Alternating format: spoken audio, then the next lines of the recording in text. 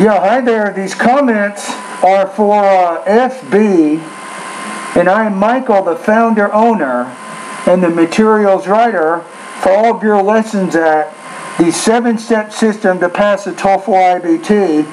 And you completed a practice test at my website. If I remember correctly, we have independent speaking practice test number 85. Now this question here is, what would you like and dislike, or what would someone like and dislike about living in your hometown? Alright, now I'm going to go ahead and play it once. Then I'll listen to it again and give you comments. Alright, so let's see what we have here. I personally think that a person who lives in my hometown Verona would really like the architecture of the city and would dislike the fact that the city center is always packed with tourists. To start with, the architecture in Verona is outstanding. For example, among the other buildings we have the Arena, which was built by the Romans, or Castelvecchio, which is an example of Gothic architecture. On the other hand, for someone who lives in Verona, it's hard to walk around the city center, which is always overcrowded. In fact, Shakespeare's Romeo and Juliet made Verona so famous that it attracts thousands of tourists from all over the world every year. Okay. Now let's try it again, okay? Let's listen to it in parts. I personally think that a person who lives in my hometown Verona would really like the architecture of the city and would dislike the fact that the city center is always packed with tourists. There, okay, not bad. Now be careful of two consonants here. You got not packed, but packed. So the P and the T sounds, you want to be pronouncing these with more air.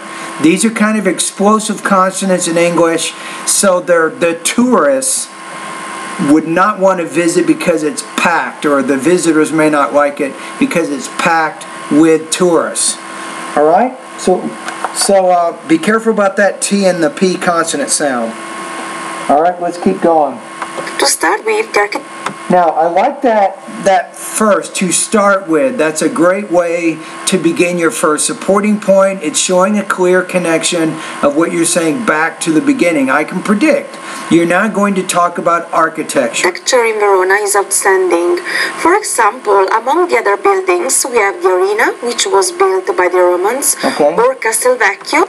Now another thing, among the many buildings, that's very good word choice. You're showing you can control your word choice. A lot of students might have difficulties with between versus among, but not you. You got pretty good control there. Alright. Which is an example of Gothic architecture. On the other hand, for some... And nice vocabulary, Gothic architecture, so you're demonstrating you have a good range of vocabulary words. One who lives in Verona, it's hard to walk around the city center, which is always overcrowded. In fact, Shakespeare's Romeo and Juliet made Verona... Wait a minute. Had some problems with the stress, not Shakespeare's, but Shakespeare's. I almost had trouble understanding that. Romeo and Juliet made Verona so famous that it attracts thousands who lives in Verona. It's hard to walk around. On the other hand, for someone who lives in Verona, it's hard to... Now the transition word, on the other hand, guess what? Very effective. It helps show that the second part of your response is different from the first. So there's very clear connection of ideas, I think, with what you're saying. So your topic development very strong. To walk around the city center, which is always overcrowded. In fact, Shakespeare's Romeo and Juliet made Verona so famous that it attracts thousands of... It's so famous that you want to not attracts, but that it attracts thousands.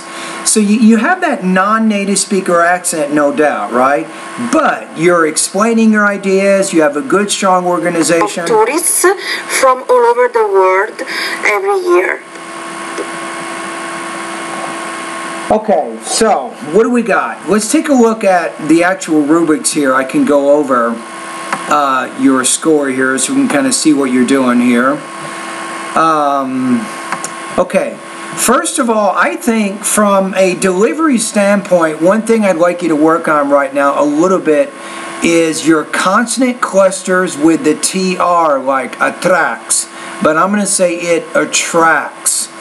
So be careful of your T and your D consonants, even your P, your B consonant sounds. I think you have to be careful about those sounds. You can practice those in the pronunciation area in my course. Language use, very strong, really. You got great grammar, good vocabulary. You're able to express your ideas without a lot of difficulty, right? That's good. Now, your strongest area is actually your topic development. What does that mean? That means that you know how to organize your ideas and you use transition words to signal the clear connection of ideas, so it's very easy to follow what's happening in your response, right? Now, what is your score right now? So some weaknesses, a lot of strengths. I think you're at least 3.0 or higher. I'm going to put you between about 24 to 26 points out of 30. 3.16 to 3.3 out of 4. So very good response on your part. All right, anyway, thank you for completing the practice test. And remember, happy Halloween to you. This is October 31st, 2015. Happy Halloween to you and your family. Okay? And I think that's it. And have a great day today.